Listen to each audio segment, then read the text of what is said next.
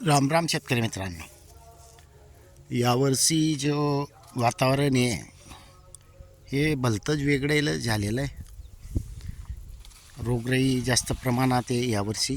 General पूर्ण आमच्या भागामध्ये आपण काही निविष्ठा घरगुतीच वापर करतोय, आपण रासायनिक खर्च करतच नाही. त्यामुळे काही कंडिशनमध्ये ठीक आहे,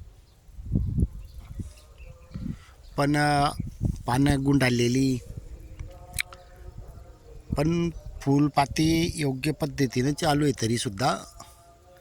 पण आता जे वातावरण आहे, ढगाळ वातावरण, केव्हा तरी ऊन पडणे, केव्हा तरी रिमझिम पाऊस येणे, त्यामुळे मच्छरांना आणि हे जे कीटक आहे त्यांना वातावरण अनुकूल असल्यामुळे हा प्रॉब्लेम येतो आहे. आणि खास करून जे ढगाळ वातावरण आणि रिमझिम याच्यामुळे बोंडगळ होत राहते, जनरल जास्त ते. शेतकरी मित्रांनो, या वेळेला जे आपण समजा जे घरगुती निविष्ठा वापर करतो याचे आपल्याला चांगले फायदे होत आहेत. हे वारंवार आपण शेतकऱ्यांना दाखवतो आहे. पण शेवटी रासायनिक जे आपण फवारणी करतो ते गरमाट असते, त्याच्यामुळे काही दिवस रिझल्ट दाखवतं, त्याच्यानंतर त्याचे रिझल्ट दाखवणं बंद होऊन जातं.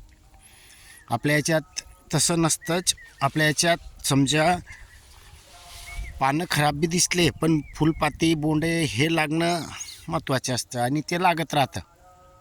आता ज्या वेळेला ढगाळ वातावरण आणि रिमझिम पडत असेल तर बोंडांमध्ये पाणी पडल्यानंतर फुलामध्ये ते थोडं बुरशीजन्य आजार येतात आणि ते पडतं. पण तरी बी शक्यतो आपल्या याच्यात कमी प्रमाणात असतं.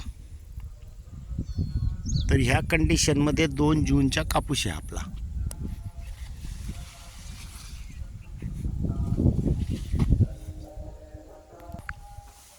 खालती पानं मोठे असल्यामुळे बोंड जे असतात ते दिसतच नाहीत. खालती बोंड चांगली आहेत.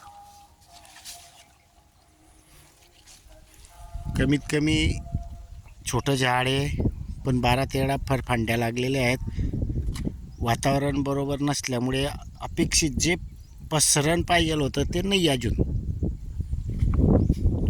हे वातावरणामुळे. वातावरण कधी क्लिअर राहिलं असतं तर अवश्य झाड मजबूत झालेलं असतं.